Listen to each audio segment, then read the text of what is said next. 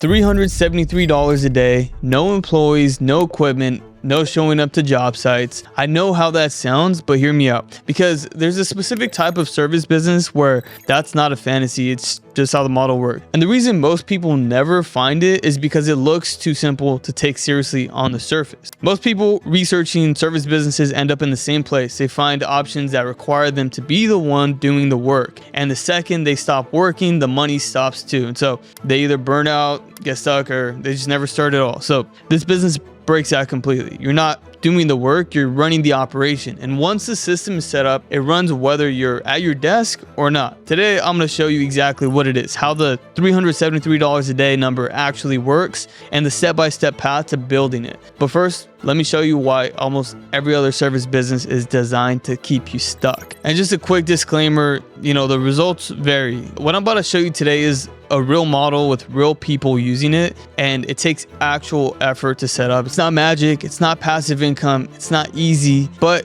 it's a smarter way to build.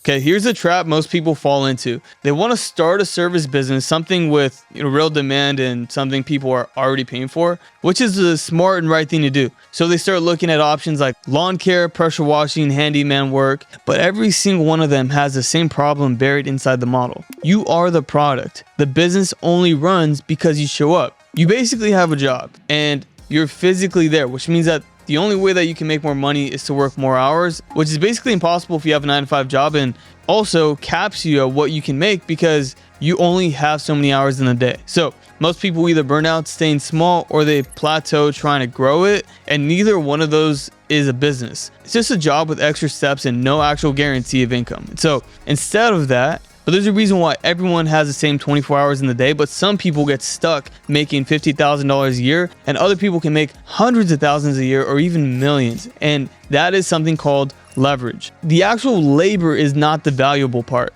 It's the customers and the systems that are behind the business. So if you can control the customers and you have someone else actually doing the work, you make the money without actually having to do the hard labor, breaking your back. And that's why this is the laziest way to make $373 a day. This is the version of the service business that exists without you having to actually do the work. And once I show you what the actual business is and how it works, it's hard to unsee it, and that's just how you see the world. So what does the laziest service business actually look like in practice? A few things have to be true for this to work. The demand has to already exist. You're not out here convincing people that they need something. They're already looking for it. Secondly, it has to be recurring. Customers come back on their own without you having to chase them down and convince them that they keep needing it. And it also has to work with independent contractors instead of employees. So your overhead stays low and you're not locked into payroll and all the things that come with having W-2 employees. Most service businesses hit one or two of these things,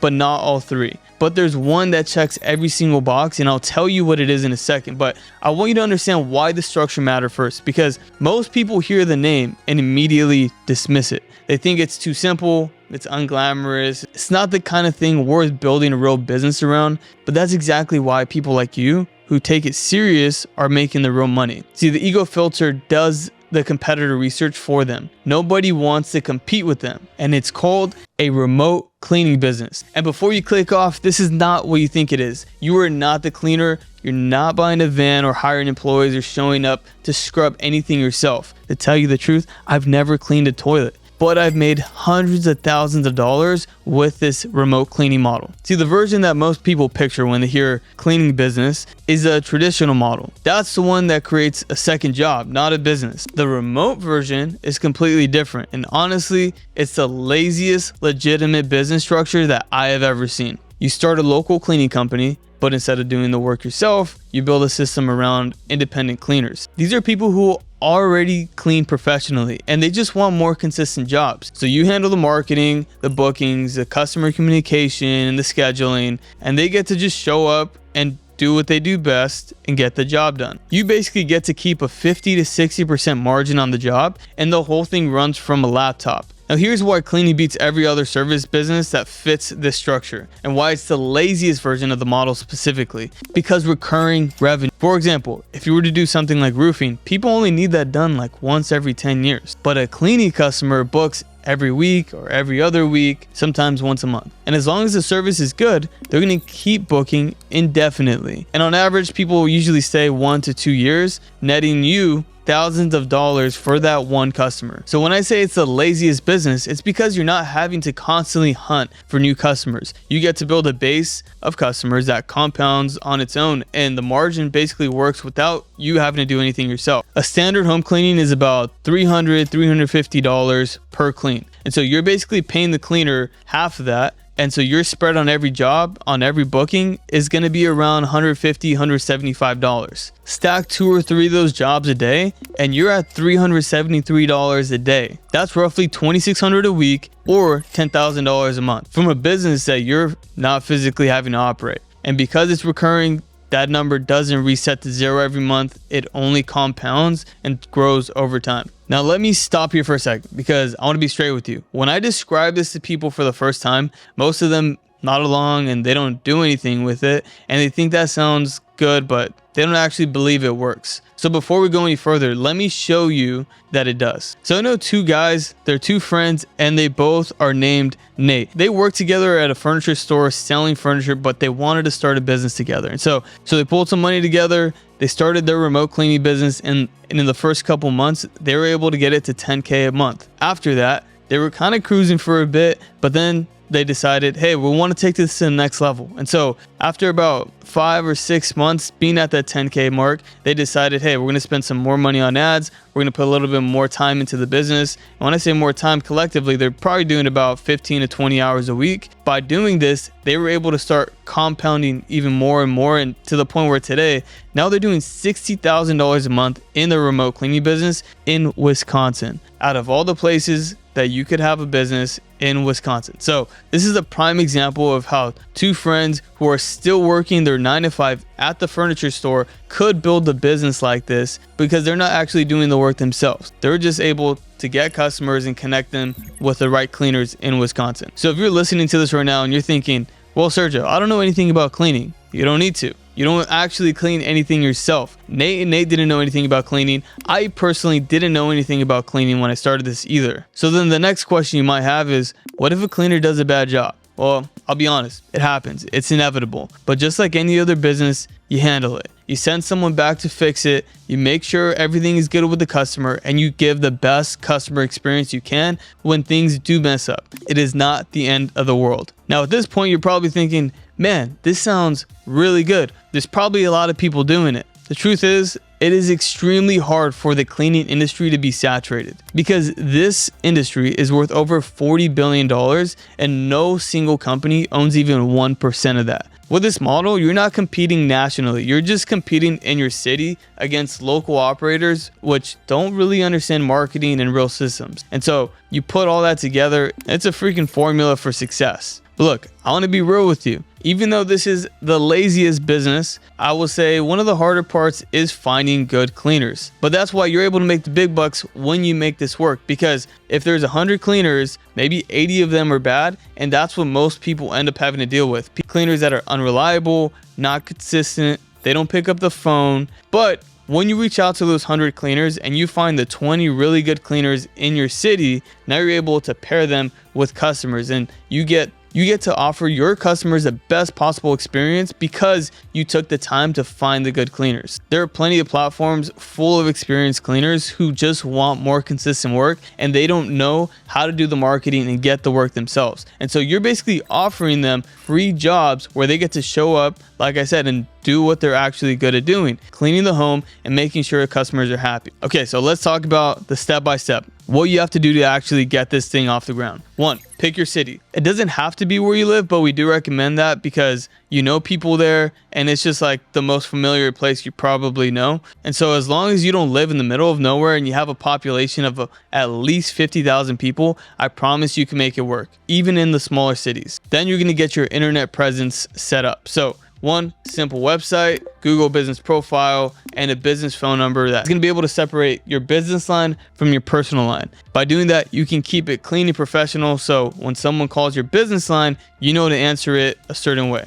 If you're a little more tech savvy, a little more experienced, you can honestly have this business up in a single weekend. That's what Johnny and I did when we started marrying him off for his mom. If you're a little bit newer to business, maybe it takes you a week, but honestly, it shouldn't take you longer than that to get this whole business set up from start to finish. You can have your first cleaners hired within a week or two, and you could be making money within the first 30 days, 100%. As long as you don't overthink it. What I always say is, really, to make your first dollar, all you really need is a way for people to contact you, a good cleaner you can send to the job, and a customer that needs the service done. As long as you have those three things, you're in business. All right, now to find cleaners, one of the easiest ways to do this is to actually just post on Facebook groups or a local next door group. When you do this, all you're gonna say is, hey, I'm looking for a good cleaner. Does anyone have a recommendation? You are gonna get flooded with probably 10, 20, or 30 people commenting. Sometimes it's gonna be the cleaner themselves saying, hey, you can use my service. Sometimes it's gonna be a real neighbor that's in your area that is recommending a good cleaner that they use. So you can start there. Reach out to those 20 to 30 cleaners and you basically say, hey, we're another cleaning company in town. We're actually looking for another really good cleaner. You're recommended on this Facebook group. I'm just wondering if you're currently taking job. And through this process, you're basically filtering for these three things. First, you need at least a year of professional cleaning experience. Like I said, I don't know how to clean, so I need to make sure that I'm hiring people that do know how to clean. Two, they need their own transportation. I know this sounds silly, but a lot of people don't have it. And if they're not reliable to get to the jobs, it's just gonna make your life way harder than it needs to be. And three, they're gonna need their own supplies. I am not coming out of pocket for hundreds of dollars to give them supplies, especially when I don't know if they're gonna be with me for more than, a couple months. And so they show up with their own supplies and all of that's included in their pay. And actually, I know I said three, but as a bonus, I'm always looking for someone that is gonna take ownership and really own the job and have pride in their work. Because what I don't like is when I hear people making too many excuses and blaming everything on everyone else. When you hire people like this, you're just asking for headaches, and I don't want to deal with that. And so I'm just looking for someone that I'm gonna enjoy working with, and they're gonna take ownership and pride in the work that they do. And through that, you're gonna find really good cleaners. Like I said earlier, this is the 80-20 rule. Most of these applicants and people that you talk to are not gonna make it through this 4-step filter that I just outlined. And that's completely normal. You're building a small, reliable roster. You only need 2 to 3 cleaners to do 10K a month. And here's a step that most people skip. Always run a test clean before you send anyone to a real customer. The way that this works is you're gonna send them to a friend or family member's house. If you wanna keep it low cost, you can just have them do part of the house. That's basically equal to around 3 hours of work, so you pay them $100. Before this, you wanna set expectations on what goes into the clean, what the customer's expecting, and always set the expectation that this is your customer. So they shouldn't be giving out their own card and saying, hey, book directly through me. So remember, this is a test clean. I know what to test, the cleaner doesn't know what to test. And so through this process, you get to see who they actually are and how they actually operate. And so your friend or family member is going to be able to tell you, did they do a good job? Did they have a good customer service? Was everything basically up to your standards? But then the last thing is you have that person basically ask, how can I book again? If the cleaner says, oh, just call the company, they can get you on the book. Boom, your cleaner passed the test. If they say, hey, you can actually just book directly through me. Okay, well now we know that this cleaner was actually going to take your customers and we just dodged a bullet. And so this is the test clean that has saved me probably tens of thousands of dollars in hiring bad cleaners. And now you're ready to get your first customer. We're going to go back to the local Facebook group or the next door group, and we're actually going to do another post basically introducing ourselves as a neighbor. This is what we call the grand opening method, and it's basically making you a person that owns a cleaning business. Remember, this is not you saying, hey, I'm a cleaning business, use my service. And it's not spam like that. It's just you saying, I'm a person, I've been living in this area for 10 years, I just moved here, whatever it is. And you just throw in there, and by the way, I have a cleaning business. So if you ever need anything cleaning related, you have any questions, feel free to ask me questions. The best performing posts that we see working is when you can put a picture of you and your family, you and your dogs, just something that people can resonate with. And through this, you can make plenty of connections, and anyone that likes or comments on your post, you can actually just DM them and say, hey, thanks for the support. You can just say, hey, thanks for the support on the post, and have a mini conversation and just kind of throw in there. And by the way, you know, since you're in the next door group, you're in the local Facebook group, I'm willing to give you like $50 off, $100 off, or even as extreme as 50% off on your first clean. The reason we do 50% off if you're completely new to business is because you can then explain why it's 50% off. You know, hey, you know, it's a newer business. I want to make sure this cleaner is good, and you're going to 100% like the service. And all I ask in return is, if you do like the service, just tell other people in the local Facebook group or next door group. And so you're basically discounting 50%, so it can give you leeway in the process if anything does go wrong.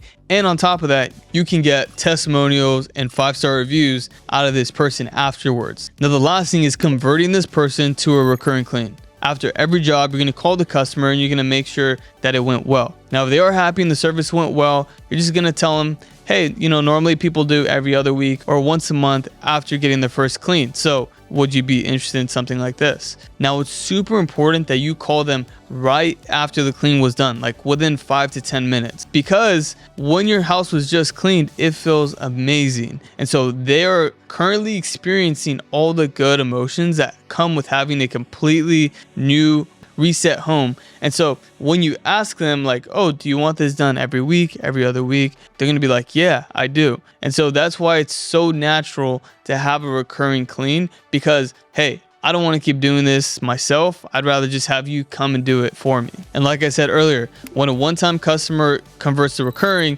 now they're worth thousands of dollars to you over the lifetime of them using your service. And you don't have to keep selling this person or keep finding new customers, because these recurring customers just stack and compound on top of each other. And that's what makes this the laziest path to making $373 a day. Not because it requires no work up front, because you can put in the work in the beginning and you can get customers that will stay with you every single month moving forward. Now, here's the thing nobody says out loud about this business. The reason it keeps working for people isn't because cleaning is exciting. It isn't. Nobody gets fired up about the cleaning industry. That's the entire point. The businesses that look impressive from the outside have the most competition, which means it's going to be harder to scale and there's going to be thinner margins. But the business that looks boring, like cleaning, almost nobody's running them seriously. And in most cities, the local cleaning market is basically just a handful of established companies and cleaners with no real marketing, no real systems, and high churn. And so you don't need to out innovate anyone. You just need to show up, answer the phone,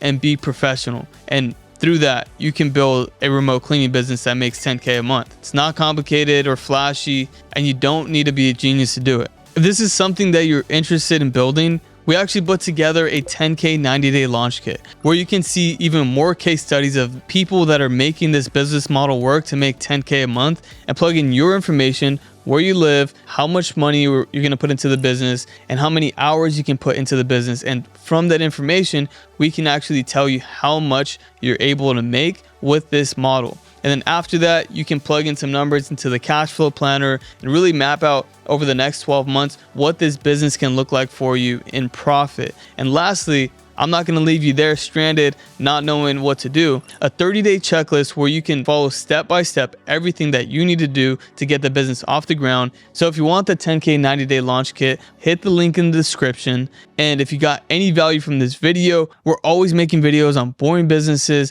and how to make money if you're looking to get into entrepreneurship. So hit the subscribe button, and we'll see you guys in the next one. Peace.